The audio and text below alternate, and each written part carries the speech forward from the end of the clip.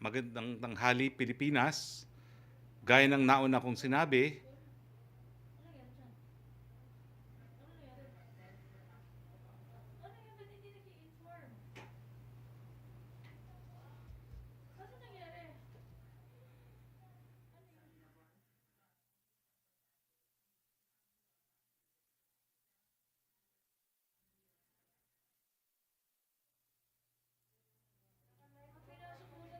magandang tanghali, Pilipinas.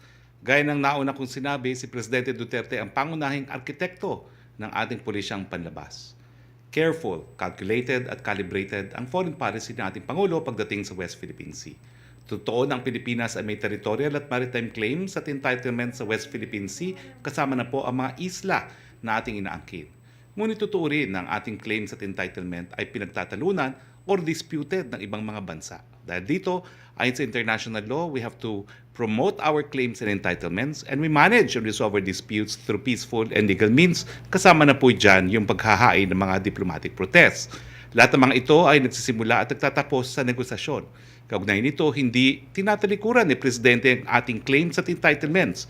Ang totoo, ang Pangulo at ang kanyang administrasyon ay paulit-ulit na sinasabi ito sa bilateral talks kasama ang China at sa multilateral fora katulad po ng UN General Assembly.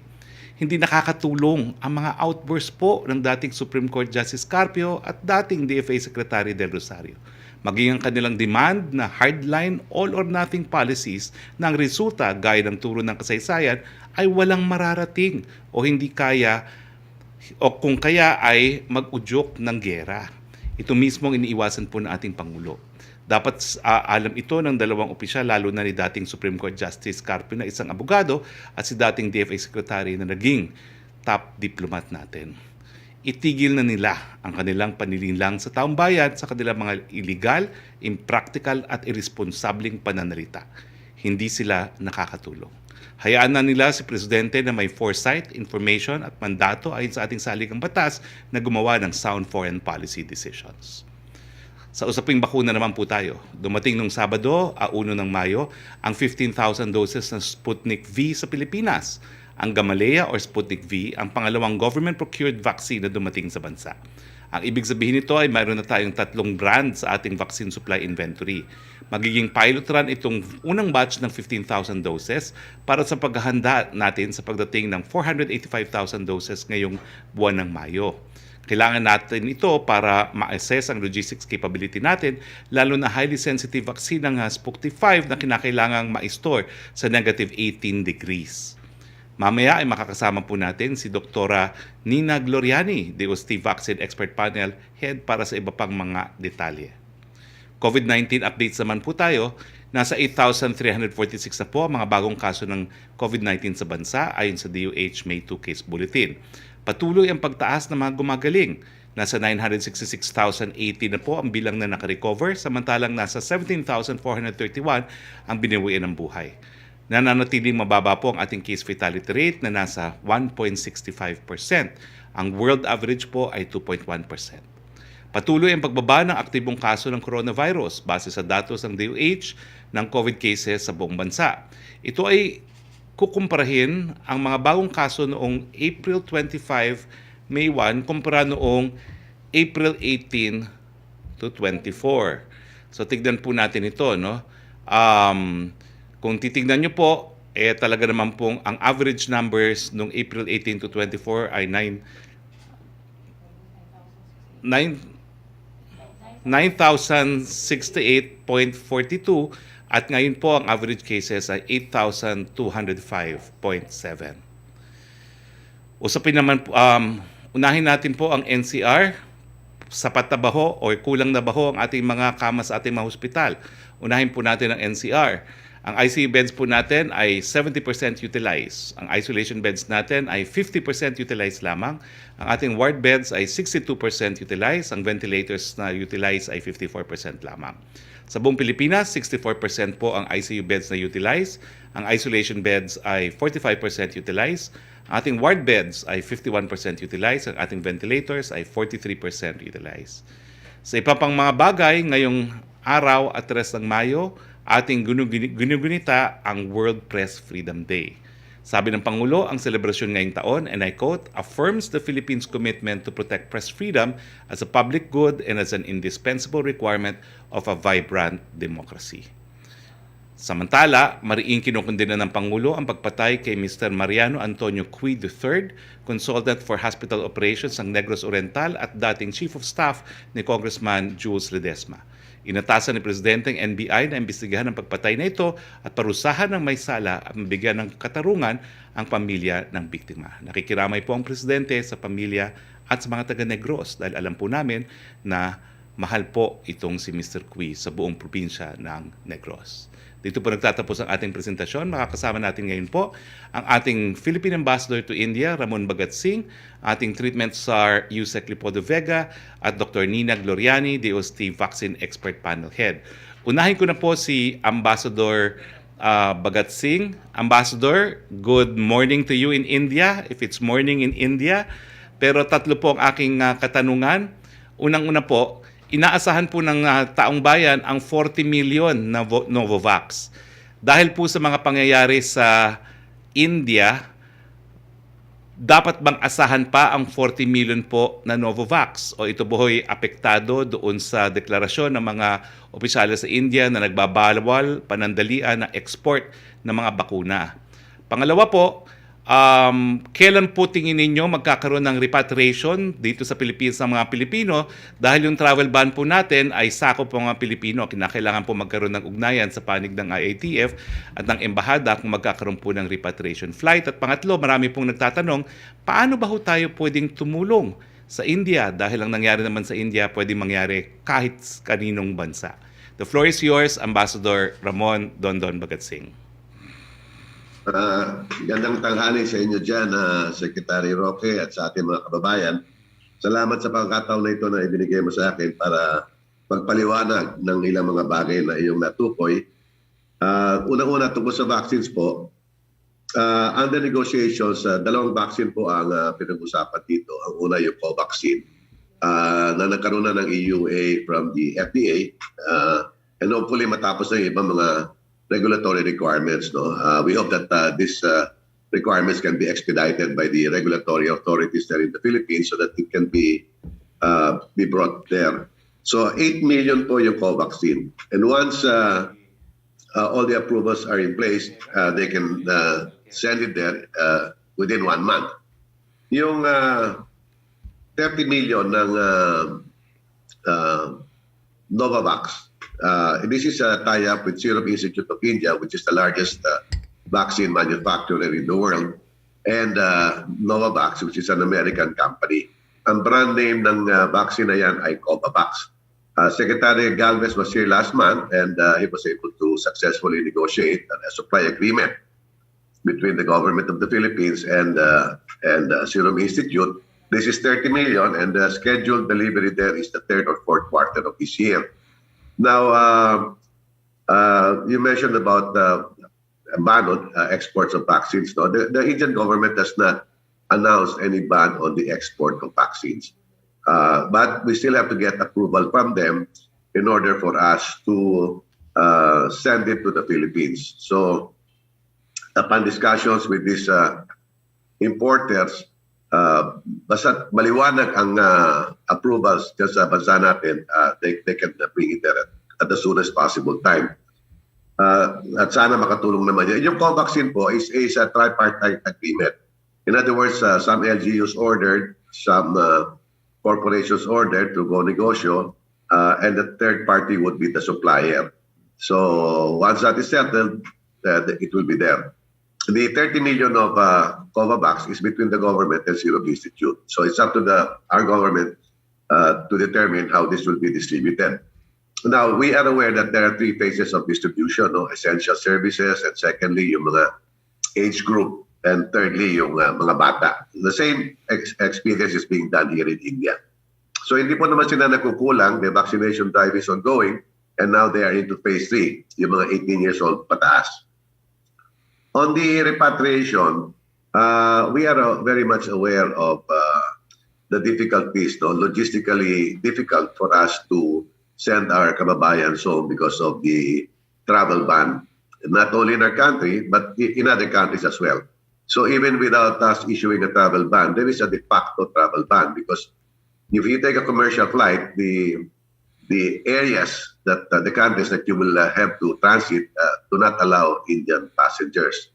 So de facto, we cannot send them home. So we will wait for clearances, and hopefully once these clearances are secured and the ban is lifted in these countries and in our country, we can send some of our kababayans here. At hindi pa naman ganun karami, no? I mean, if we compare to what happened to Italy, excuse me, Italy and the Middle East last year, hundreds yan. Dito, hindi pa abot ng 100. My count right now is about 50 only. But each number counts, each person counts. If they want to go home, we will do everything to do so. And we have the assurance of Secretary Locsin at the appropriate time that we can send our kababayans home. And then thirdly, how can the Philippines help? I think President Duterte has already sent a letter of solidarity and support to the Prime Minister here. Other countries, there are at least 40 countries that have donated oxygen equipment and other ventilators and other medical equipment to India. Pinakamalakas siguro pwedeng ibigay natin sa kanila ay ang ating dasal, ang ating pakikiisa, ang ating solidarity at pakikipagkapwa, service to humanity. That's the best I think that we could do under the circumstances right now. Because and the whole world is aware also that we have our challenges back in Manila. Maganda yung report na ginawa ninyo insofar as hospital beds are concerned. Because right here, it's extremely difficult to get hospital beds and extremely difficult to get the oxygen needed by the patients. No? So we are fortunate in that sense that we have not, and I hope we will never reach that saturation point where we will not have all the healthcare services required of our kababayans who get stricken with COVID. Because right now here you have 19.5 million Indians who are affected, 215,000 deaths. But on the other side of the coin, you have 155 million Indians that have been vaccinated. So I hope I have answered those 3 points that you have raised, Secretary Roque. Maraming salamat, Ambassador. So ulitin ko lang po, wala kayong impormasyon na maantala yung pagdating sa Pilipinas sa 3rd and 4th quarter ng mga bakuna na manggagaling sa India. As far as the Indian side is concerned, Covaxin, Bharat Biotech, they have given a firm commitment that once all the papers are expedited on the Philippine end, then they can deliver that 8 million. Ang Serum Institute naman, September pa ang kanilang planned rollout, so last part of the 3rd quarter and the 4th quarter. So again, yung mga regulatory requirements coming from the US, WHO, etc., once that is secured, wala naman issue. And I don't think that the Indian government will give us a hard time getting authority or approval for the export to the Philippines. Maraming salamat, Ambassador Bhagat Singh. Kasama po natin ang ating treatment SAR Yusek Leopoldo Vega. Sir, nakita po natin sa datos na 70% pa rin ang ating ICU beds. Pero napansin ko po dito na sa ICU beds, ang nakasulat pa rin ay 700,000 total beds pa lamang tayo. 700 pala, sorry po. 700 total beds pa lang, no? Pero kinakailangan po siguro i-update natin to para bumaba yung percentage utilization dahil alam ko po yung 179 na kinumit ng private at public hospitals as a result of the PhilHealth payment at saka yung 120 na additional ICU beds na naging operational only last April 23 sa Tala po, no? So hindi pa kasama sa 700 na ginagamit natin as basis for the computation for 70% utilized.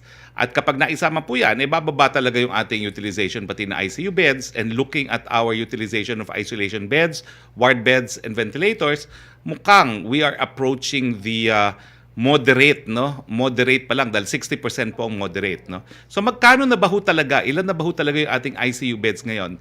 Dahil lang nakasulat po sa datos ng DOH hanggang ngayon is 700 total beds lang po. The floor is yours, Yusek Vega. Nakamute, Yusek Vega. Nakamute. Good afternoon, Spock Harry, and most especially to Ambassador Bhagat Singh in India right now. and to all the listeners and viewers. First, allow me to mention that for the last 2 months, talagang hinahabol natin ang bed allocation for the COVID patients that we have here in NCR, Region 3 and Region 4A.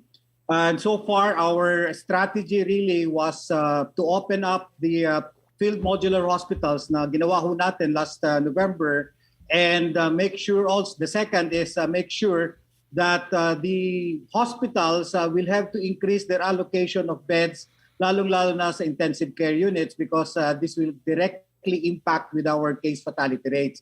So for the last 2 months, we've been meeting with the different chief of hospitals, and I'm pleased to report, although this has to be encoded in the data tracker that we already have encoded, we have already added 1,148 a total. Before sa March, we only had 781 na ICU beds. Now we have a total of 1,148, or a difference of 367. So malaking luwang po to, and that's the reason why bumaba na rin ng konti ang ating intensive care units compared with last month, na umaabot talaga sa high-risk category. Ito yung mga naabot between 78 and 80%. Now, it's hovering between 70-71%, kasi then, ang alam naman, intindihin naman natin na mga intensive care patients do have a longer turnaround time. Sa isolation beds naman natin, we also increase the hospital beds. Kasi alam natin na there are also moderate cases na nag-ano din, they are increasing because of the increased number of positive cases. At saka meron ding step down ang serious patients to moderate bed to an isolation bed, to consider them as moderate. So nakapagdagdag ho tayo ng 554 beds compared with last month. So itong ginagawa po natin is making sure na yung intensive care unit natin hindi aabot sa critical risk position, wherein it would be very hard for the healthcare workers and even the patients to access and get specialized care. So at the moment, Spock Harry, I think we are still continuing the number of beds to be allocated for the intensive care. So far, since last month, we were able to ramp up 367 of these intensive care unit beds in the different hospitals, and aside from the field modulars. And secondly, we also ramped up the isolation beds. So we are still continuing though ng ating pagplano na kailangan talaga madagdagan ng ating health capacity. So that is the reason why nagbukas na rin, nagpo-construct na rin yung 110 modular field hospital sa Lung Center and another 220 sa National Mental Hospital. These are potential specialized units or intensive care. Bukas bubuksan na rin natin ng modular hemodialysis ng National Kidney. Ito kasi yung problema noon, hindi malaman kung saan dadalahin yung mga kidney patients natin na nagda-dialyze, since nagko-close yung mga freestanding dialysis at saka nagka-clog na sa NKTI at saka sa Jose Rodriguez Memorial Hospital. So this is the reason na bubuksan din natin tomorrow yung modular hemodialysis, especially for COVID, sa NKI, capable of handling mga 25 beds, pero kung 3 shifts siya, abot ng mga 60 patients per day. So ito yung malaking increase sa number of allocated beds natin, and very specific for COVID-19. Back to you, Harry. Maraming salamat, Yusek Vega. Yusek, kailan po kaya ma-adjust yung mga datos ng DOH to reflect the additional beds? Kasi po sa mga panahon ngayon, may mga kritiko nagsasabi na we're even worse off than India daw. No? So kinakailangan mapakita natin yung tamang utilization rate, lalong-lalo na ng mga ICU beds natin. So itong figure po ng DOH, kailan kaya nila papalitan na sa hanggang ngayon po, 700 pa lang ang ICU beds natin sa Metro Manila at 1,900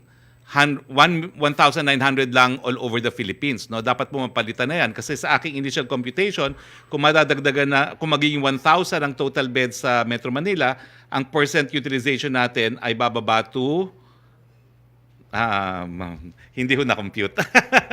Pero I'm sure it will go down to around 60% or even less, no?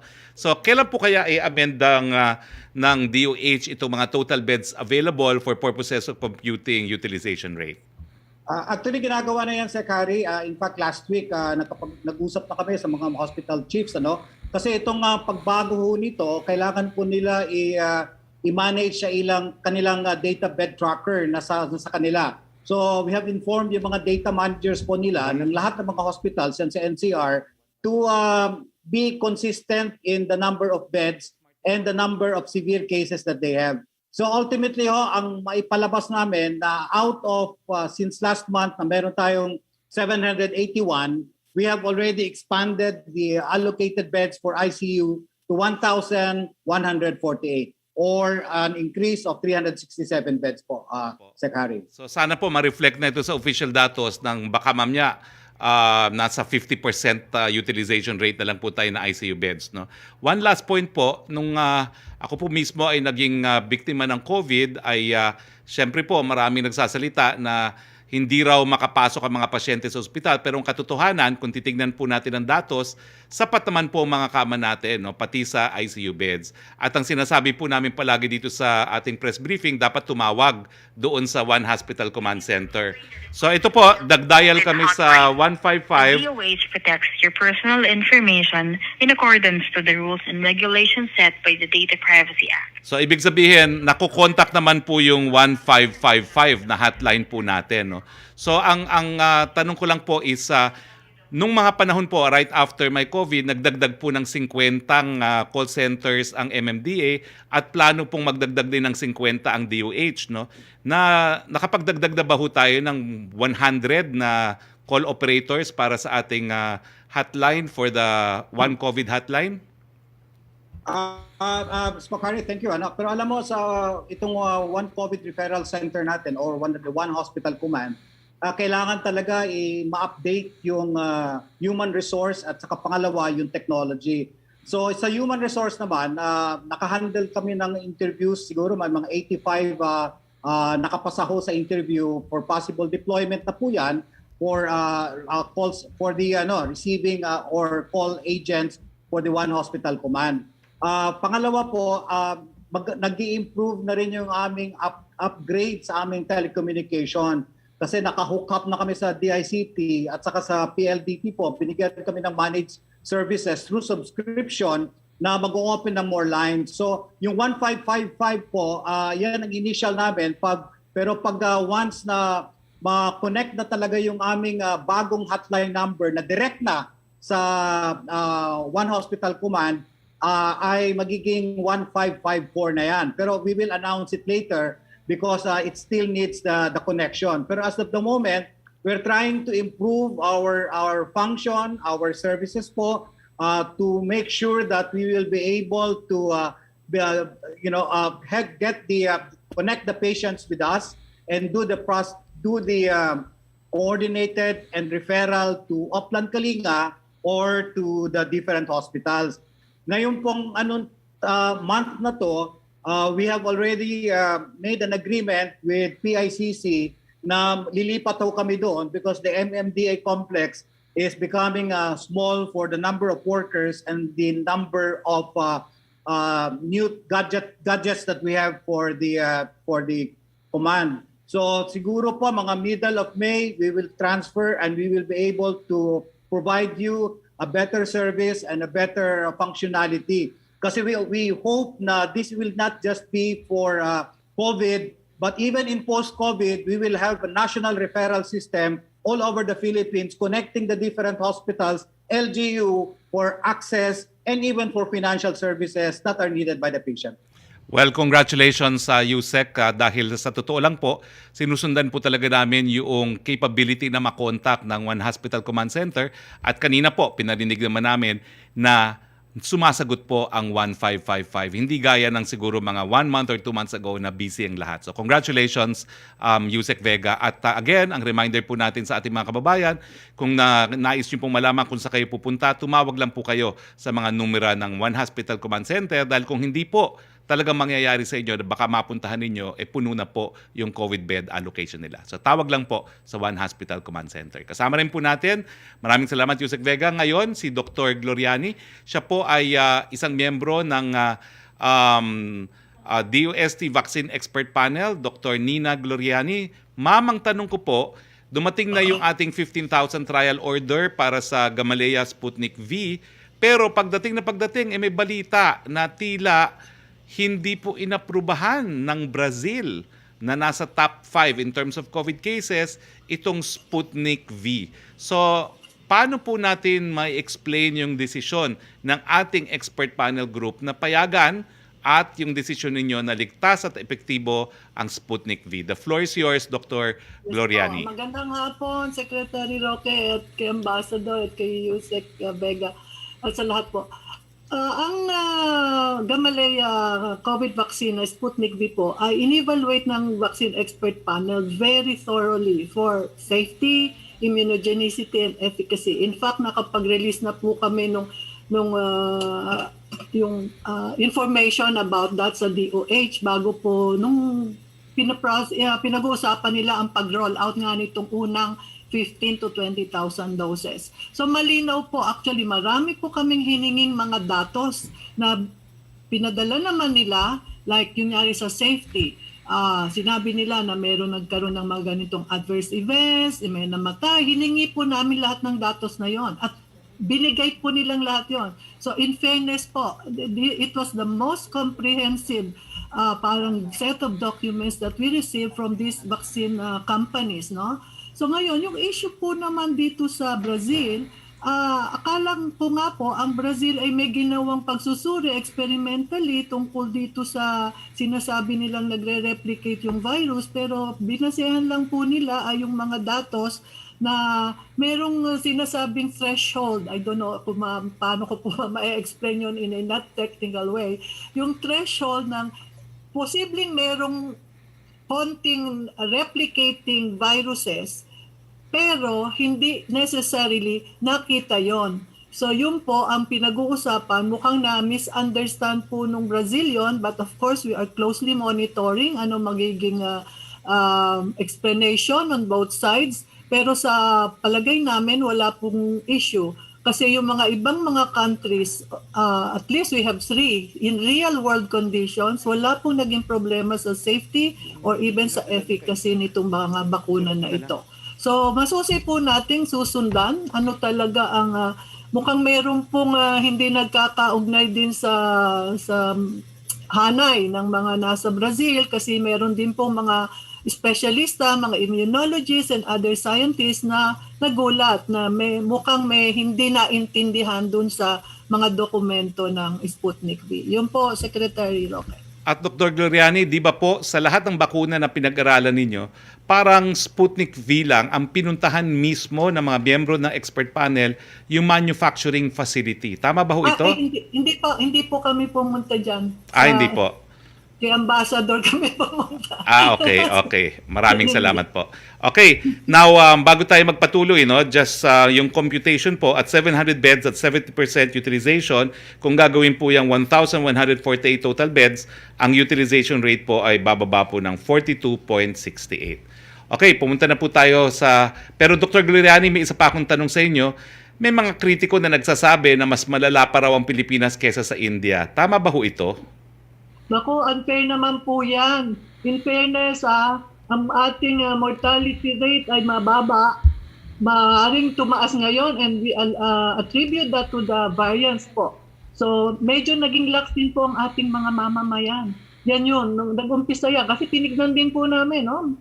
Sinusundan namin, nag-flatten tayo ng epidemic curve. Tapos by February, March, ayun, umakyat na naman po. Kasi marami na rin pong naging lax. So I think that is unfair to say that. And siguro hindi naman din kasi yung sa India naman nangyari dahil din po siguro yung kanilang mga religious festivities tas yung kanilang double variant ngayon na we hope wala pa po sa atin. Mukhang malakas yung tama nung double variant na yon in terms of higher talaga po ang transmissibility niya at Base do sa mga naging press releases ng kanilang mga eksperto actually kagabi, no, sinasabi na kahit mga bata ay medyo severe, medyo ibang klase po sigurong variant ito than what we would normally get from yung UK, yung South Africa. Medyo kakaiba po. So, hindi ko po makakumpara yung Pilipinas at yung nangyayari sa India. Last Sorry po. na, ma'am, no? Meron pong report na isang pulis na namatay matapos siya maturukan ng Sinovac. Meron na ba hong ebidensya na yung pagkamatay nitong pulis na ito ay dahil po sa Sinovac? Ay, iimbestigahan po sir yan ng ating NIFIC kasi yun yung agency natin, National Adverse Events Following Immunization Committee, na titingnan yan. Well, hindi po natin ina-expect na kahit sino na nabakunahan ay mamamatay. Maari pong meron yan ibang kondisyon na nakapagdulot nung yung to be a heart attack or something, pero hindi po related. Pero titingnan po. Maraming salamat, Dr. Nina Gloriani, Department of Science and Technology, Vaccine Expert Panel Head. Pumunta na po tayo sa ating open forum. Yusek Roque, please. Yes, good afternoon, Secretary Roque, sa ating po mga bisita. From NJ Blancaflor of Daily Tribune, President Duterte signed the 1.3 billion pesos free Wi-Fi project into law in 2017. Will he include an update on the project in his last State of the Nation address this July?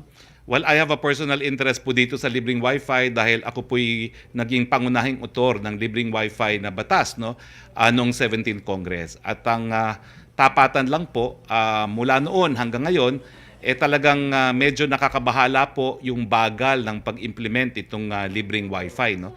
Sa katunayan po, dapat magbibigay po tayo ng 120,000 na libreng Wi-Fi site, no, sa buong Pilipinas, at mga 10,000 lang po ang meron tayo ngayon, no. Kaya nga po yung mga tanong dito tungkol sa di umano itong foreign contractor neto ay nagpasok ng mga imported component na undervalued at na nagtangkapan na manuhol. Well, ganito po ang posisyon natin dyan, no. Yung kontrata pong yan ay pinasok pa sa panahon ni dating Acting Secretary Yusek Rio, at ito po ay in cooperation with UNDP. Now, we had high hopes po dahil nandiyan naman po yung mga multilateral agencies dyan na mabilis yung rollout, no? Pero mabagal nga po, no? And with this latest controversy, ang position po talaga ng Presidente at ng DICT ay itigil na yung involvement nitong current contractor na foreign contractor neto at ibalik na yung mga pera na naibayad na sa kanila dahil po pwede na pong ipagpatuloy yan ng ating DICT. Yung mga panahon po yan na tinuloy yan dahil nga po wala pang kakayahan yung ating DICT mismo magpatayo nitong mga libreng Wi-Fi sites nito. Pero ngayon po, may ganyang kakayahan na mag-rollout ang DICT at sa katunayan po na sa taong 2020 alone, nakapag-install po ang DICT ng 500% more Wi-Fi sites compared dun sa mga total na in-install ng itong foreign contractor nito from the year 2015 to 2019. So ang current status po niyan, well, bilang isang pangunahing autor ng batas, syempre po, hindi tayo happy. Kinakailangan, ang pangako natin, libreng Wi-Fi sa lahat. Dapat magkaroon pa rin ng katuparan sa administrasyon ni Presidente Duterte, and we have 1 year to go. And considering na 10,000 palang sites po ang natatayo out of 120, kailangan double time talaga. Pero with the recent performance of the ICT na 500% ang kanilang mas maraming sites na naitayo compared to the past 5 years, no? 2015 to be accurate, no?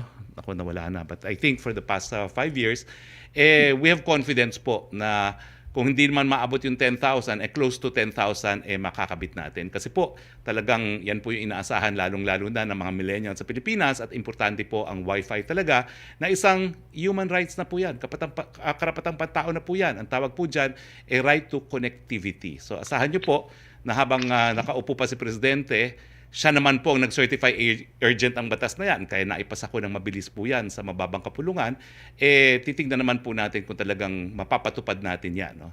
10,000 sites installed, 120,000, so 110,000 sites left to go. Pero sa bilis naman po ng galaw ng DICT ngayon, we have confidence that we can meet at least close to the target, if not 110,000 more sites.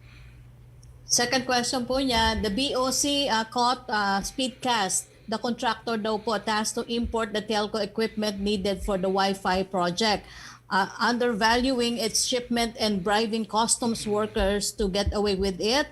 As far as Palace is concerned daw po, should the government suspend or kick out Speedcast from the project for allegedly violating customs laws? Yan po ay iimbestigahan ng DICT. Pero syempre po, may penal clause na tinatawag ang ating Customs and Tariff Code na meron ding kriminal na parusa doon sa mga lalabag sa Customs and Tariff Code at kasama na po dyan yung mga nag-undervalue. No? Kasi technical smuggling po yan kung nag-undervalue. Pero gaya ng sinabi ko po kanina, talagang hindi po happy ang gobyerno sa performance nitong ating contractor. Pasensyahan na po, no? But as an author of the free Wi-Fi law, di po katanggap-tanggap, no, na many years after we passed this into law, 10,000 sites pa lang ang kakabit. So, I think ang position po ay gumawa na ng hakbang ang DICT na ibalik na nga po yung mga sobrang bayad na naibigay dyan sa foreign contractor na yan, bayaran sila sa mga na-install nilang site, pero ngayon po mas mabilis pang DICT mag-install ng mga libreng Wi-Fi site. Yung third question po nila, the heads of the Senate Committee on Public Services and the House Committee on Good Government and Accountability have expressed their intent to probe the Wi-Fi project over alleged smuggling, bribery, and negligence on the part of the DICT. Will the palace launch its own investigation? Yes, it's being investigated now by the DICT, and we support any further investigation to be conducted by the legislative branch of government as part of their oversight functions. Thank you, Secretary. Maraming salamat, Yusek. Punta tayo kay Mela Lesmoras, please. Hi, good afternoon, Secretary Roque at sa ating mga guests po. Secretary Roque, unang question lang po on OFW concerns. Sa Malacanang side, ano po kaya yung latest orders ni Pangulong Duterte para nga ma-ensure yung kapakanan ng ating mga kababayan abroad, like sa India and other countries may COVID-19 surge, and even sa Hong Kong may nakaambang forced COVID-19 vaccine requirement po? Well, unang-una po, no, we ask our OFWs, of course, na sumunod po doon sa mask, hugas, iwas kasi yan lang po talaga ang sandata natin. Pangalawa, naghahanda na nga po tayo nung mga hakbang para sa repatriation, gaya ng sinabi ni Ambassador Bhagat Singh, pero I think there will have to be a minimum number, di ba po, Ambassador, no? Para tayo maka-charter ng eroplano, no? At iiwi sila, no? At siguro po it will be sometime in the future kasi the total ban is until the 14th. Pero that's only like, 12 days to go, 11 days to go, matatapos na rin yung ban. Pangatlo po, iniinganyo po natin ating mga OFWs na magpabakuna rin po sa kung nasaan man sila kasi alam ko po ang pagbabakuna naman ay sinasakop ang lahat, no? We are not safe until everyone is safe, no? Yan po ang motto sa buong daigdig. At pang-apat po ay meron naman po bawian ng buhay, no? Napakalaki po ng ginagastos natin ngayon para sa pag-uwi ng mga OFWs natin na nawalan ng trabaho at handa pa rin po tayong iuwi ang lahat ng gustong umuwi, lalong-lalo na yung mga nagkasakit na, pero siyempre po, no, may limitation, kinakailangan ma-observe muna yung mandatory quarantine period bago po ma-repatriate, no? So yan po, wala pong tigil at nung last time po, sinabi ko nga po, halos 10 bilyon na ang ating nagastos para po tulungan ang ating mga OFW sa panahon po ng pandemya. Opo. And may second question, Secretary Roque, on COVID-19 vaccines po. Meron po kaya tayong specific date na inaay na ito ang pagdating ng mas malaking bulto ng Sputnik V vaccines? And idagdag ko lang, Secretary Roque, kasi dati po nasabi ni Pangulong Duterte na ang preferred vaccine niya ay from China or Russia. Ngayong malabo pa yung detalye sa Sinopharm, magpapabakuna na po kaya si Pangulong Duterte using Sputnik V naman po? Sa una, tanungin natin si Ambassador, no? Kasi ang dumating is 15,000 from the initial 500,000 or, hindi pala, sorry po, si Ambassador pala is from India, no? So anyway, ang date po, alam ko, it's within the month of May. Di ko lang po na memorya kung kailan, no? Pero importante po na magkaroon tayo ng trial order kasi negative 18 to 20 Celsius po ang temperature requirement ng Sputnik ng Gamaleya V, no? Kaya po sa Metro Manila ibibigay po yan. Bukas po magkakaroon tayo ng on-the-site briefing sa Parañaque, isa po dun sa syudad na kung saan gagamitin po nila itong Sputnik V. So, Mayor Olivares, kasama po namin kayo bukas. Opo. And sa pagbabakuna lang po, sir, ni Pangulong Duterte, may Tatanungin chance ko kaya po na siya. Sputnik V po? I'm happy to announce that finally, I am allowed to attend the meetings with the President in person, and tatanungin ko po siya mamaya if he will now consider Sputnik V. Opo. Panghuli na lang, Secretary Roque. So, ibig sabihin po ba may talk to the people mamaya? Meron po. And I'm looking forward to it because isang buwan po ako hindi naka-in-person attendant sa mga talk to the people. Okay. Salamat po, Secretary Roque, at sa ating mga guests. Salamat, Mela. Punta tayo kay Yusek Roque, please. Yes, okay, Secretary. Tanong mula kay Chris Jose ng Remate Online. Paki-clarify daw po and expound yung sinabi nyo last Friday that food and personal care establishment can operate beyond 10% capacity if they comply with JMC number 21-01 or 2021 daw po ito. I think joint memorandum circular ito. How hard is it to comply with this circular? Pahingi rin daw po ng examples. Hindi naman po mahirap yan, no? Unang-una, kinakailangan lahat po ng regulatory requirements ay at registration ay complied nung establishmento, no? Kasama po dyan mga mayor's permit, mga DTI SEC registration or DOT accreditation. Pangalawa po, dapat gumagamit sila ng staysafe.ph or kung anumang contact tracing tools na integrated sa StaySafe, no? So importante po 'yan.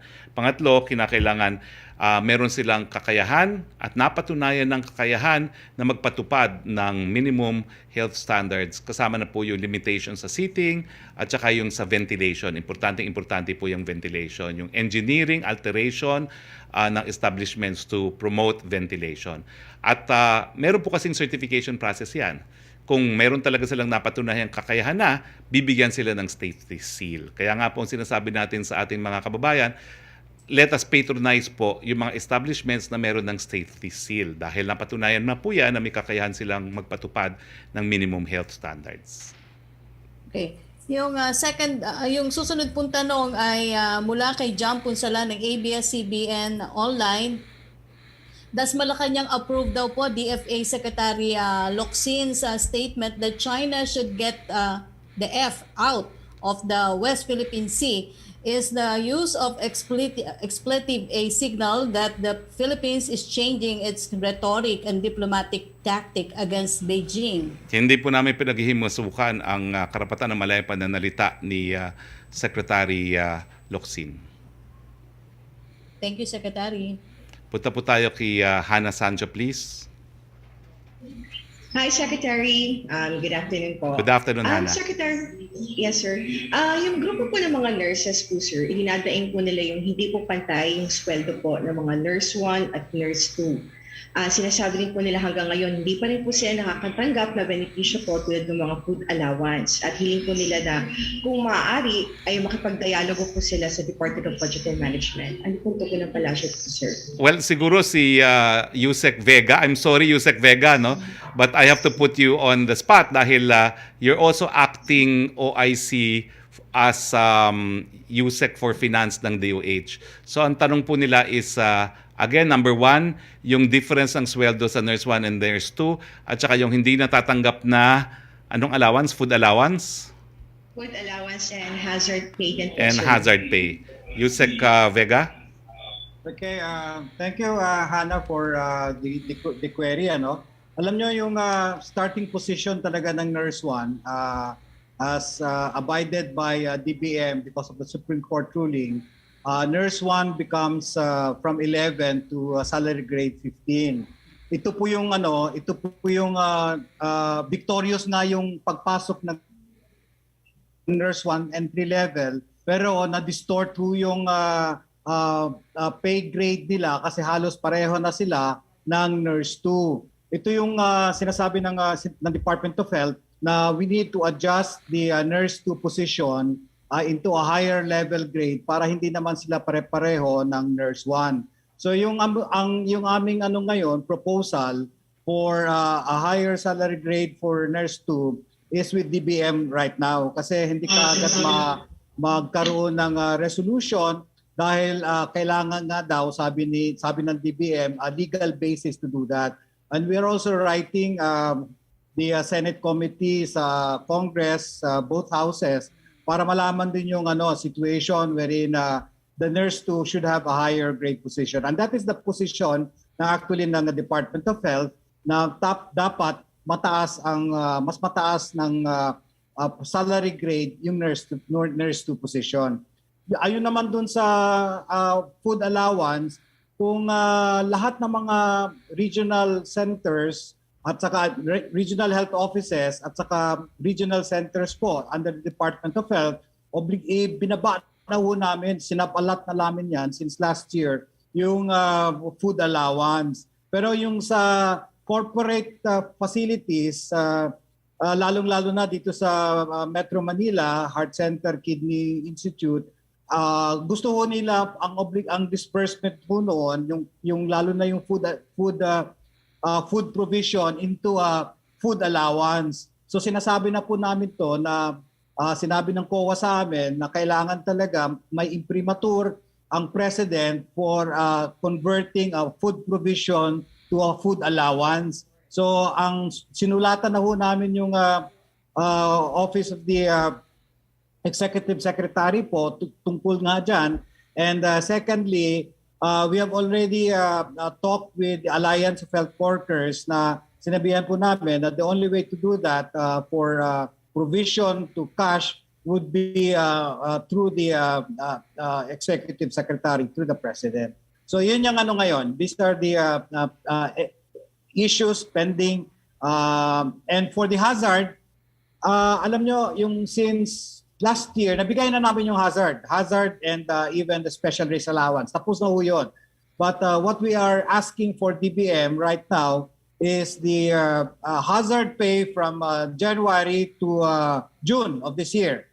So we're asking a budget for that because hindi na kinaya ng bayanihan 2. So we're hoping that we will be given that provision from DBM.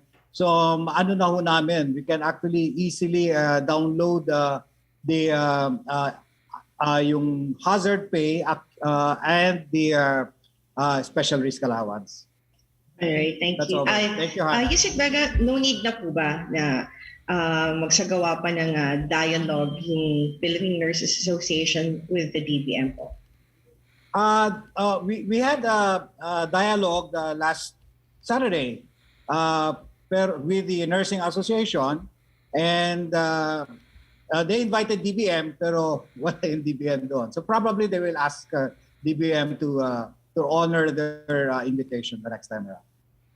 All right, thank you, Yusek Bhagat. Secretary, meron pong tanong dito. Israeli ambassador said they cannot donate excess vaccines to the Philippines because of contracts with pharmaceutical companies. What are the options of the government? So far po, we may have to talk to the manufacturers to allow it, no? Kasi it was their condition, no? Pero we'll see po, anything can be agreed upon naman po, no?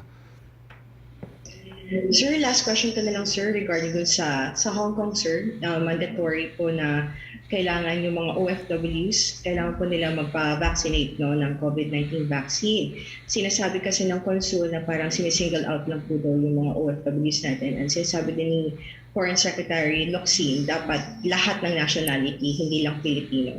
Ano po posisyon ng Philippines po ito? Sinasabi din ng DOLE, sir, hindi sagot ang OFW sa planong mandatory ng COVID-19 vaccination ng Hong Kong sa foreign domestic workers po. Well, we go with the statement of Secretary Roque, of course, no? Alam niyo po, ang Equal Protection Clause is not just a provision in the Philippine Bill of Rights. It is accepted already in the International Covenant on Civil and Political Rights. At sakop po ng kanyang applicability ang Hong Kong. So sana po, wag i-single out ang ating mga Filipino OFWs. Bagamat we recognize yung sovereign prerogative na i-require ang bakuna. Let me tell everyone po na we have an early 1905 case na sinustain po ng Korte Suprema ng Pilipinas ang mandatory vaccination against smallpox as forming part and parcel of police power. Pero pati po ang exercise of police power, it must be done in a manner na lahat po ng tao sasakupin. Huwag naman pong magkakaroon ng singling out.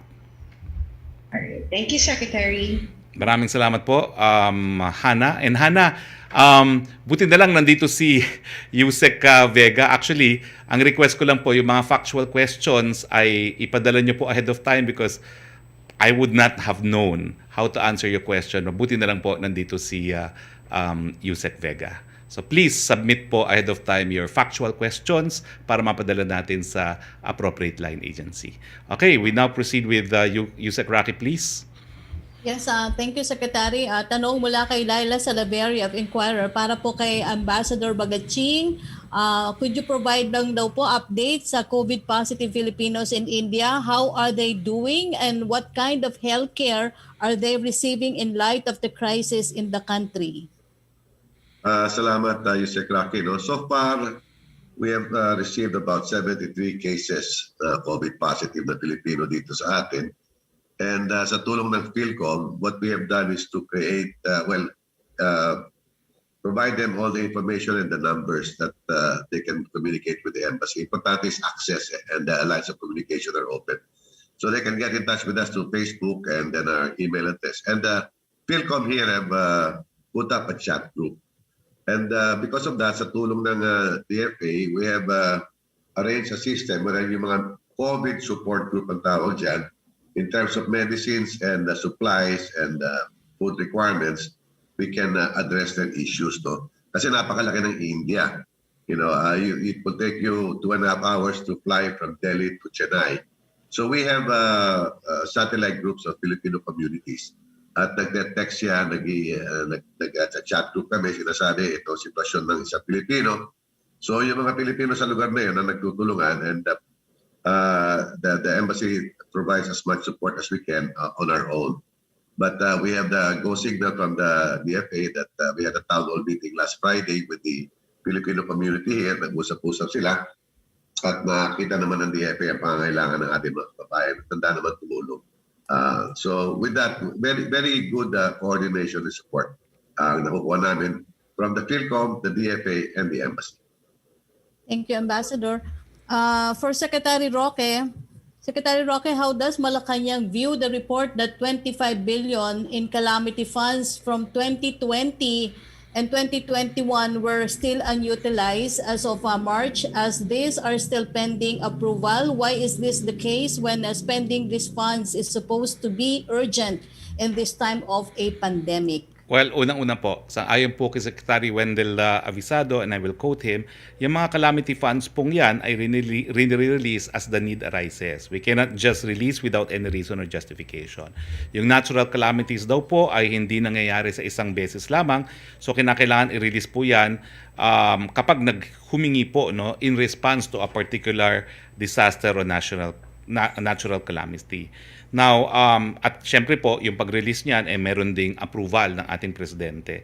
Nasa Mayo pa lang po tayo. So, yung budget sa 2021, syempre po, nandyan pa yan. Dahil hindi naman dapat gastusin lahat, no? Dahil baka mamaya, yung ibang aberya mangyayari sa 2021, wala na po tayong pondo, no? Now, si Yusek Halad naman po, who is head of NDRMMC, ay kinontak din natin. At ang sinabi po niya in response to the headline article sa isang periodiko ngayon, sinama daw po kasi dun sa halaga na allegedly unspent yung budget for 2021, and as explained by Secretary Wendell, syempre kinakailangan hindi mo gastusin lahat yan dahil yung calamity funds mo for 2021 is until December of 2021. Pero ito po ang breakdown na binigay sa akin ni Yusek Halad, ang head po ng NDRRMC. Sa 2021 po, 20 billion ang budget nila, inclusive of 13 billion regular NDRRMF funds, 5 billion Marawi Rehabilitation Fund, 2 billion insurance premium for government assets against calamities. Ang naapruban po ng OP ay 2,818,792. Ang balanse po niya is 15,181,27. Now, ang on-process po mga proyekto na popondohan ay 8.23 billion. Tapos meron din pa po silang identified needs from effects of Typhoon Quinta, Rolly, Ulysses na 35 billion. So makikita natin na in fact kulang yung natitirang pondo for 2021 for what is needed as a result of Quinta, Rolly, and Ulysses of 31 billion.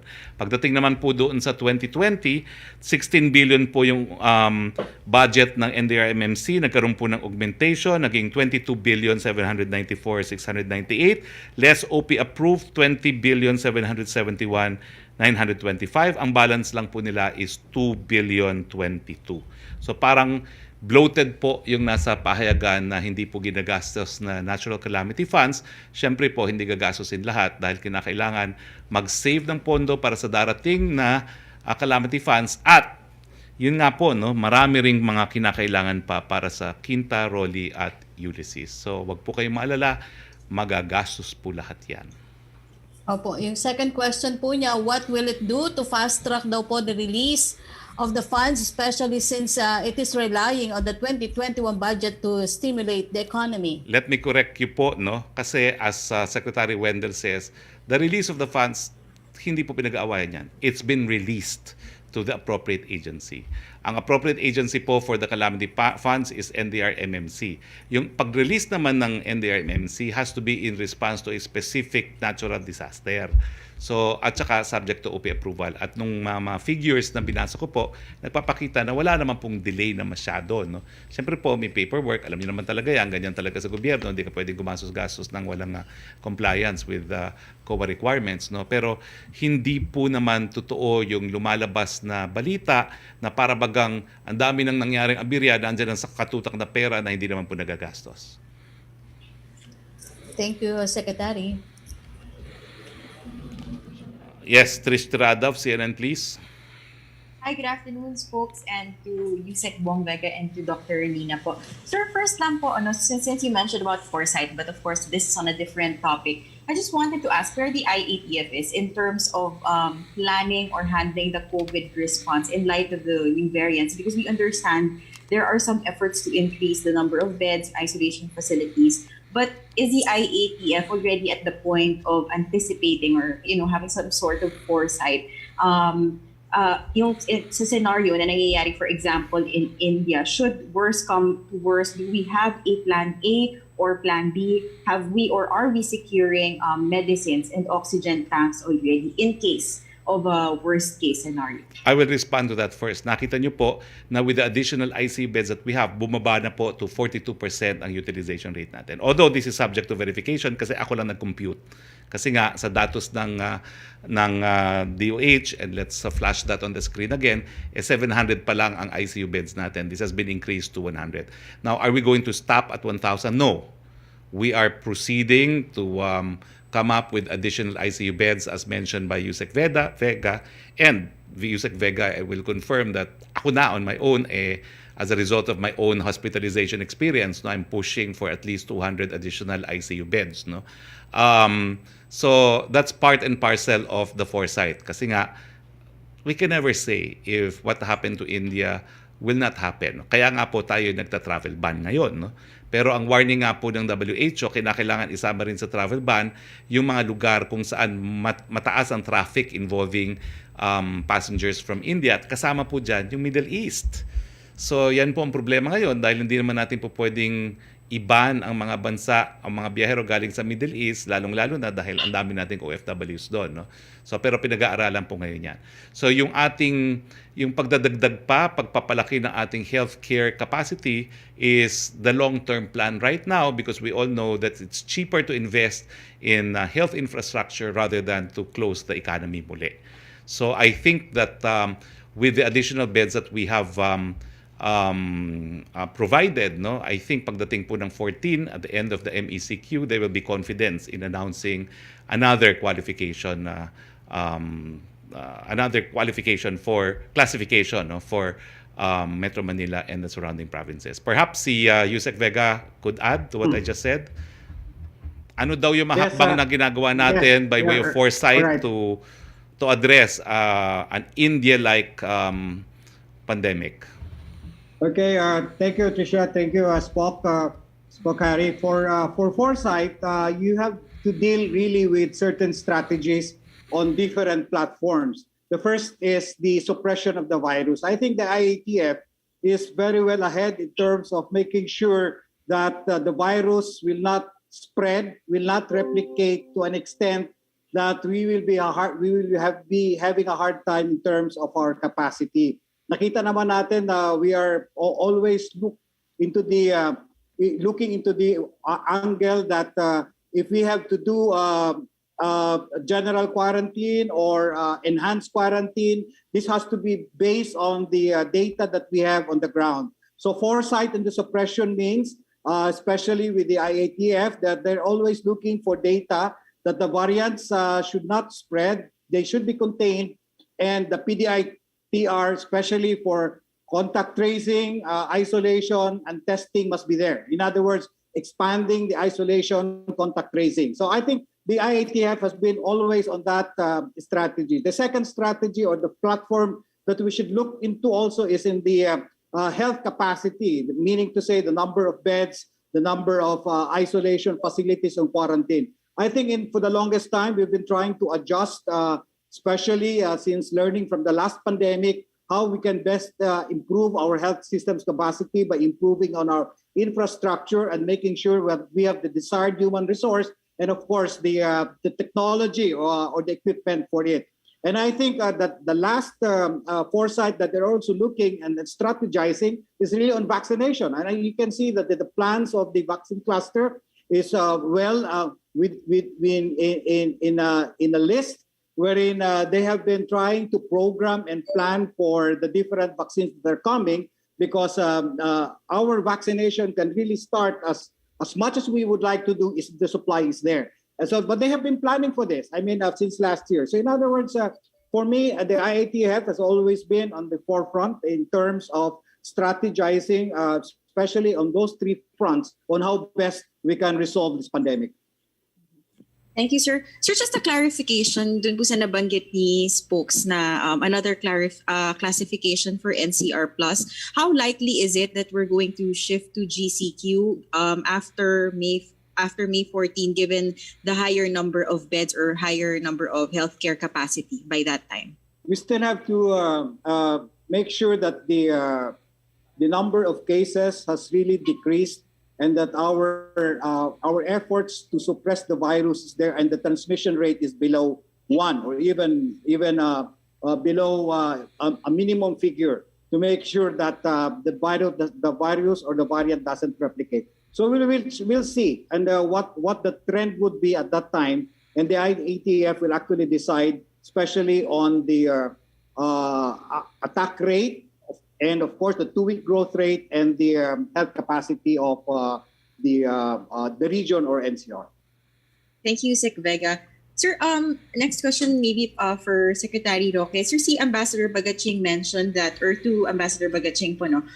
He mentioned that the Bharat Biotech can immediately ship out the vaccines once all documentary processes have been expedited. What's keeping the processing of vaccine documents long, and considering, sir, na may EUA na siya, especially ngayon na may directive din po si Pangulo na hindi dapat tumagal ng 3 days yung pagpuproseso ng mga dokumento or yung mga regulatory work po. Ambassador Bhagat Singh? Yes, thank you. Well, my information is that there's still one document required by the FDA to have a full approval for the EUA of Bharat Biotech for the vaccine, Covaxin. And the other requirement, I believe, was on the Department of Finance review on their pricing scheme. So if those two hurdles are settled, then the orders can be made and the shipments can follow. So yun lang po ang balita ko na regulatory requirements na kinakailangan pa nilang tapusin. Pero sir, when do you see it happening? And 8 million isang dadating po ba yun? I mean, probably this month. Well, as I said, it's a moving target. Ang guarantee lang sa akin is once full approval is secured, then we can roll out and export the vaccines there. And the point is, here in India, anything related to vaccine, and no offense to anybody, anything related to vaccines, cures, medicines, etc., the regulatory process is expedited, so that approval is secured right away. And the bottom line, whatever medicines are out there, equipments that are necessary, it goes straight to the recipients, the patients, and the families who need this kind of medicines. So just a point lang, Tricia, if you don't mind, Secretary, just to give you a perspective here, From October last year to March, the cases of COVID here was 5.9 million. This whole month of April, the COVID cases was 6.9 million. In other words, in 1 month's time, they had 6.9 million compared to 6 months from October to March, 5.9. So yan ang nakakabulaga. And they were really caught unprepared. Sabi nga ni Modi, this is once in a century crisis. So if there's anything, lessons that we can learn, just consider that, no? And the cases of death, from November to March, the cases of death was 40,800. In 1 month, this April, cases of death, 48,700. So you could just see how overwhelmed the healthcare services were. So tuloy-tuloy pa rin ang vaccine. Going back to your point, tuloy-tuloy pa rin ang vaccine. Saka importante talaga na one way or another, mas strengthen natin ang ating immune system through these vaccines. Thank you. Thank you very much, Ambassador. Secretary Roque, just one last question for you. Si General Sinas is retiring this week, May 8th. Who will be the next PNP chief? Will the President be making the announcement soon? Will there be an extension? And sino po yung mga contenders natin ngayon? I know he has made a decision, but I'm not at liberty to announce anything unless I have the paper, the appointment paper. And this is a well-established practice of my office. Thank you, spokes. Thank you very much, Trish. We go back to Yusek Roque, please. Yes, thank you, Secretary. From Adrian Ayalin of ABS-CBN, may mga binuksang industriya under MECQ pero wala pang bakuna ang mga economic frontliners. Binuksan sila kasi kailangan pero paano daw po ang protection nila? Mask, hugas, iwas. At pagdating po ng bakuna, idagdag ang bakuna.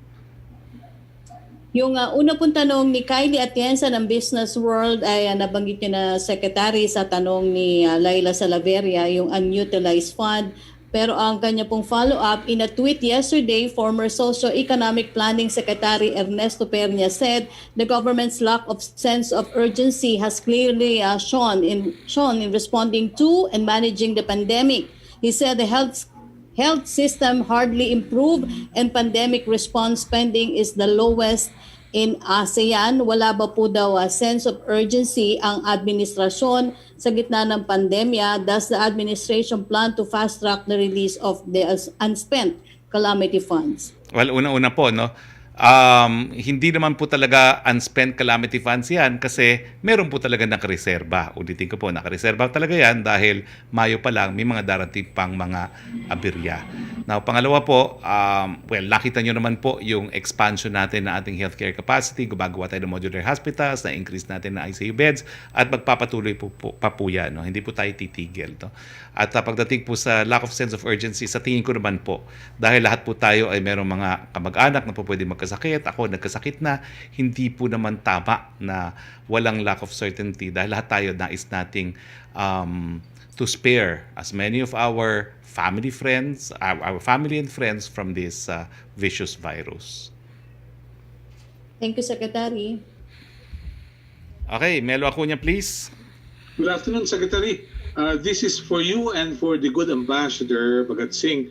Do you see scenario similar to Australia where Australia barred Australian nationals from returning to their country from India? Those who will violate will either be fined or jailed. Do you see such a situation in the Philippines? Well, alam niyo po, may ruling na tayo, no?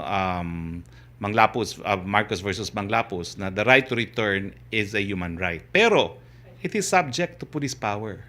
So, yung ating quarantine restrictions has also been recognized by the Supreme Court as a valid exercise of police power. Pero sa tingin ko naman po, ngayon, yung ating travel ban, which applies equally to Filipinos, no, is a similar measure adopted by the Philippine government. Kasi dati-rati talaga, dahil sabi ni Presidente, walang Pilipinong gusto umuwi na po pwedeng pigilan, may exception tayo sa mga travel bans to allow the return of Filipinos. Pero pagdating po dito sa India, for the first time, wala pong exception. No? Pero, siyempre po, mananaig pa rin yung puso ng ating Presidente para sa ating mga OFWs. At ang nakikita ko po, baka nga po makakauwi na yung ilang mga Pilipinong gusto makauwi, pero subject to stricter quarantine dito sa Pilipinas, including full 14-day quarantine regardless of their PCR results.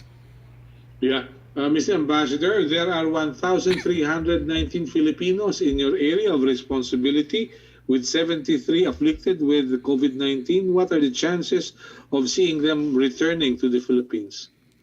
Well, as soon as we handle those logistical difficulties, including the travel ban imposed by our government effective until May 14, no? And getting the go signal from Secretary Locsin, we will do our best to bring them home. Again, as I said, the easiest way is through commercial flights. And once the Middle East lifts the travel ban, because anywhere you go right now from India, via Hong Kong, via Singapore, or even via Australia or the United States, there are travel bans in these countries. So there is a de facto travel ban. So once these are lifted, these are the logistical nightmares we have to go through. Once these are lifted, then we can start the process of negotiations for them to come home. Worst case scenario, we have talked with our defense attaché airlines to a military plane to ferry our kababayans from here to Manila. Yeah, thank you very much.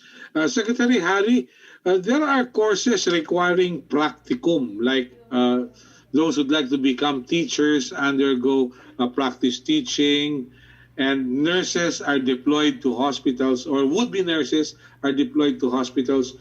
Don't you think there will be some changes in the curriculum because it may in a way affect their training and education, Mr. Secretary? Well, I think it's case to case. In the case of yung medical schools, they have been asked for resumption of their internship, and of course, it is part of the national interest to make sure na meron tayong sapat na mga doktor, so pinapayagan po sila ng IATF. So lahat naman po na mayroong mga valid na dahilan para ipagpatuloy yung kanilang mga internship, mga practice teaching, lahat po sila po pwedeng humingi lang ng permiso sa IATF. I see. Yeah, for Undersecretary Vega, Mr. Undersecretary, good afternoon. Have you noticed any turnover or the speed of turnover of doctors, nurses, medtechs, and other professionals in government facilities over the past 12 months? Thank you, Mel, for the query. Right now, what we're seeing actually is internal migration coming from the private sectors to the government. There's a big difference in pay scale, no? Alam naman natin yan lahat. So in the last, I think last year and even the last few years, we have seen this kind of a transition, an internal migration, mostly from private institutions to government, because the government has a higher pay scale compared to the private. I see. So no problem with manpower. Right now, in terms of manpower, that's really a challenge because not only are we dealing with internal migration, but there is also external, yung talagang pumupunta abroad because they have already the contracts on and so forth. And the challenge really here, especially with in a setup wherein you need specialized units, ito yung highly skilled personnel. And when you deal with highly skilled personnel like nurses and even doctors, they need to have some training. And this is actually what some hospitals are doing right now to cope up with the gaps. Talagang they're trying to put in the necessary, halimbawa, training in the intensive care units, and this will nabigyan sila ng CME units for this, so that they can also, this will also be a parang a gauge whether they can apply in a higher level position, or even go for work abroad or in government. So there's a very dynamic really with changes in the human resource, especially among nurses and doctors here in the Philippines. Maybe next time we can come up with figures so that we will have a clearer picture, Mr. Undersecretary. Yeah, yes, we can do that. Yeah. Thank you very much. Thank you. Have a nice day. Thank you very much, Secretary Melo. Thank you very much. Thank you. Thank Punta naman tayo kay Joseph Morong, please. Joseph Morong. Secretary. Yeah, okay. Sir, go ahead. Kapalo kayo yan. Okay ba muna? Okay, Secretary, Go ahead, Dr. Roque. Okay, from Jenaline Kabiling of Manila Bulletin, Secretary Roque. Go ahead. Has the President reached out Chinese President Xi Jinping to demand the pull-out of the Chinese ships in the West Philippine Sea and ease the tension? Will the President consider revising his calibrated and calculated foreign policy on the West Philippine Sea and ask for outside help after China ignored the Philippines' protest against unlawful presence of their ships in our territory? Let me check that the President was ignored. No, that's not true. Dati po almost 200 ata yung mga barko dyan. Ngayon, kakaunti na lang po ang natitira. Kaya nga po ang pakiusap natin, tuluyan ng lumisan sa lugar na yan. Now, let me also clear na yung pinag-uusapin natin ngayon, bagamat kabahagi ng Philippine claim to the Kalayaan Group of Islands, has never been in the possession of the Philippines. Para pong sabaya na may claim tayo na hindi naman natin na-possess. Yung area po ngayon na kung saan nagtipon-tipon yung mga mangingisda, yan po yung area kung saan malapit yung mga isla na pinag-aagawan sa parte po ng Vietnam at ng China. Okay? Siguro, dapat nga po ngayon, papakita ko lahat ngayon yan, pero masyadong mahaba yung aking PowerPoint presentation. Siguro po sa susunod na Lunes, no? Dahil bukas we are in Parañaque for the Gamaleya vaccination. No? So, hindi po totoo na inignore ang ating presidente. I do have some data here. Babasahin ko po ang data. No? Siyempre, hindi ko naman memoryado, pero in response to the Philippine President's message to the Chinese ambassador, ito naman po ang nangyari. No? And sandali lang po. Ito po. Okay, ang nangyari po dito ay mula po nung nagsalita ang presidente, ito 220 po in May, in early March, yung mga barko, no? Now, dahil nga po dun sa pag-uusap ni Ambassador Wang at ni Presidente, ay bumaba po yung mga numero. From 220, 136 po umalis. At saka, yung second batch, another 65. So, kung i-add nyo po yung 136 at saka 65, hina ko talaga sa math, no? Dapat talagang, so 109, mga 100, 200 na yan, no? Ilan ba yun? 136 to 6 plus 65. Can someone please add? 136 plus 65. That's actually 11, 4, 201 po ang umalis from the original 220. So wag po nating sabihin inignore ang ating presidente, no? Kasi mga 20 na lang po ang natitira dyan. No? And I think that's 201 fishing vessels po ang umalis. No? And all because of the message of the president and the warm relations that we enjoy with China. No? Siyempre po, inaasahan natin itong buwan na mas marami pang fishing vessels na aalis dyan. Sa natitirang kakaunti, we're still hoping na aalis po sila. Okay. Yung second po niyang tanong ni Jeneline ay para po kay Ambassador Bhagat, pero nasagot na po niya ni Ambassador ito about dun sa assistance ng Philippines sa India at maging yung planong repatriation. Thank you, Secretary. Okay, Joseph Morong, please. Hi, sir. Good afternoon. Good afternoon, Ambassador, Dr. Gloriani. I have a short question lang po for Dr. Nina. Dr. Nina? Yes, Joseph. Hi, sir. Hi, ma'am. Good afternoon na po. Ano po, how are you doing? Ma'am, yun pong sa Sputnik lang, yung pong recommendation, kanino po ito pwedeng gamitin? Is this beyond 59 or hanggang 59 lang po? Beyond. 18 above. Wala siyang meron silang datos sa elderly. So, pwede po kahit mga hanggang sa senior na. Yes. Sige, ma'am. Salamat po for your time. Okay. Secretary Roque, can I go to Yusek Vega, please?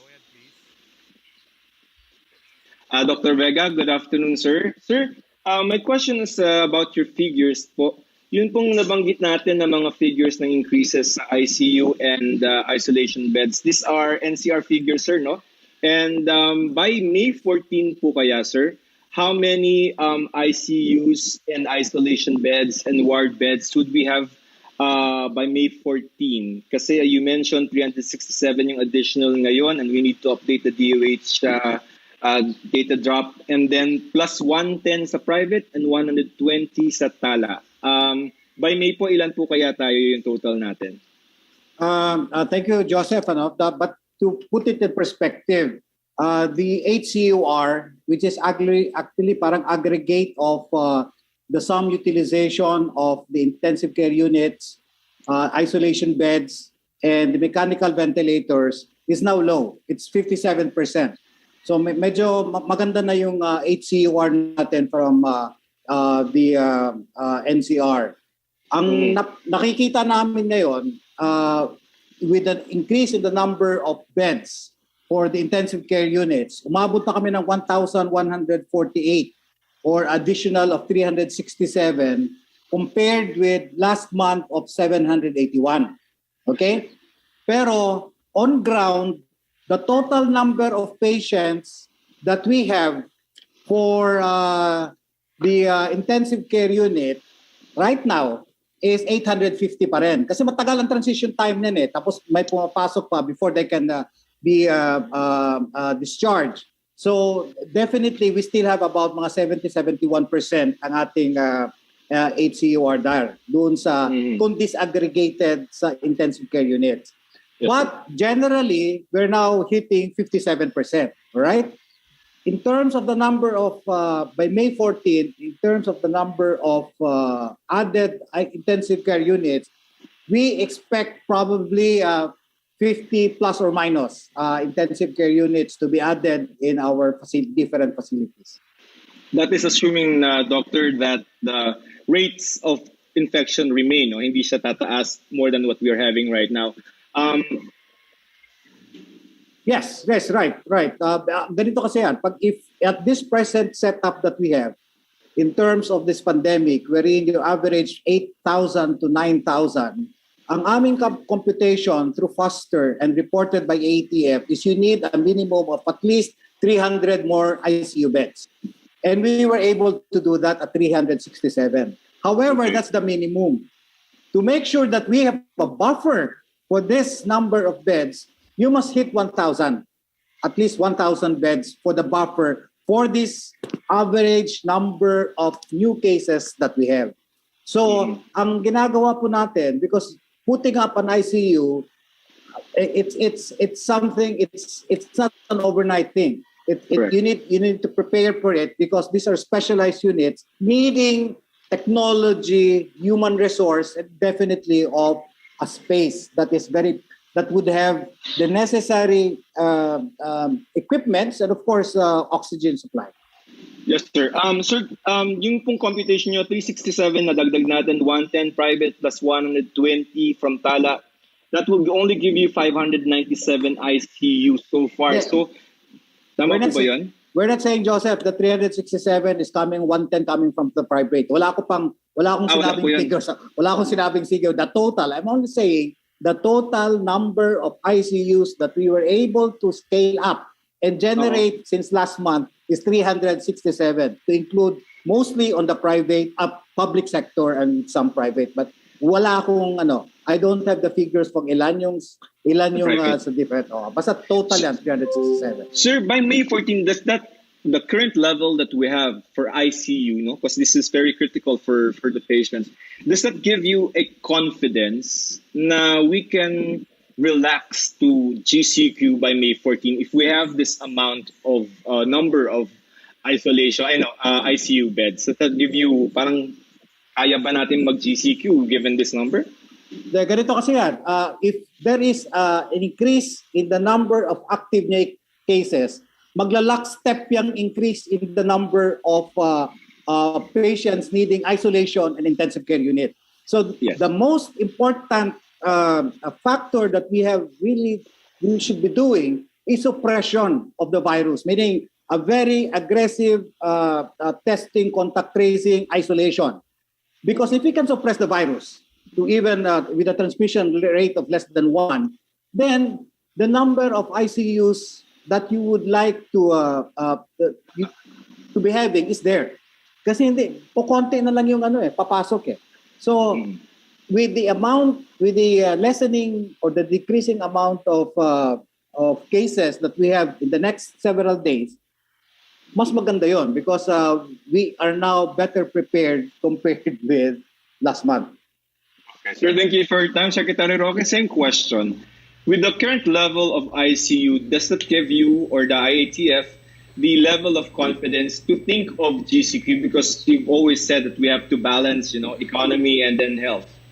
Well, there is a reason po why we are in fact taking concrete steps to improve our healthcare capacity. Kasi itong healthcare capacity po is one important indicator for either the lowering or the hiring of community quarantine.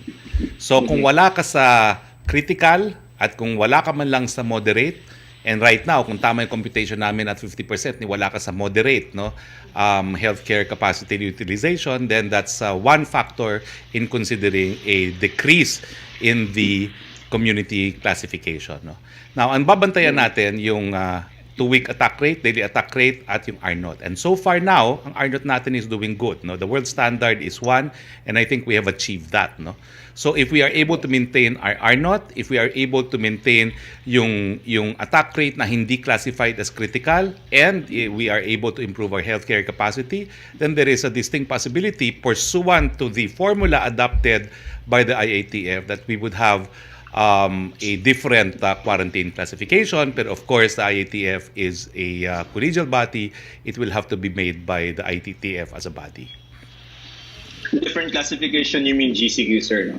Well, there's basta po ma-maintain natin yung ating R0 at mapababa pa rin natin yung ating mga attack rate at magpatuloy po itong additional healthcare capacity natin, yan po naman, sang-ayon sa formula, may warrant GCQ, but that's a decision to be made by the IATF as a collegial body. Sir, sa budget lang, si Yusek Juven ng DOF, nasa laging handa siya. And then he mentioned that $18.4 billion yung utang natin, and out of that number is $1.2 billion dollars allotted for vaccines. Now, he said that the interest rate is 0.6 to 0.8% per annum. So would you be able to compute, sir? And can you give us the terms of payment? Ilang years po babayaran itong 8.4? And by the end of that term, how much would we have owed this multilateral sources and bilateral sources that he announced? Joseph, how I wish you asked that from the USEC in Laging Handa, but I'm not prepared to answer that now. Alam mo naman, mahina talaga sa math. Okay? Maraming salamat, Joseph. So yung Bayanihan 3 ba priority? Wala pa pong na-i-issue na certification. Maraming salamat, Joseph. USEC Roque, please. Yes, Secretary. Tanong ni Raquel Bayan ng PBS, paano daw po ang procedure kapag mag-lockdown ng isang government agency dahil sa COVID-19? Kanino i-address ang letter for clearance since sa GSIS at QC ay may nasawi na due to COVID-19? Ang alam ko po, wala naman talagang complete lockdown. Meron pong skeletal forces sa mga tanggapan ng gobyerno. Opo. From Marisol Halili of TV5, Israeli ambassador said they cannot donate excess vaccines to the Philippines because of contracts with pharmaceutical companies. What are the other options of government? Ask and answered na po kanina.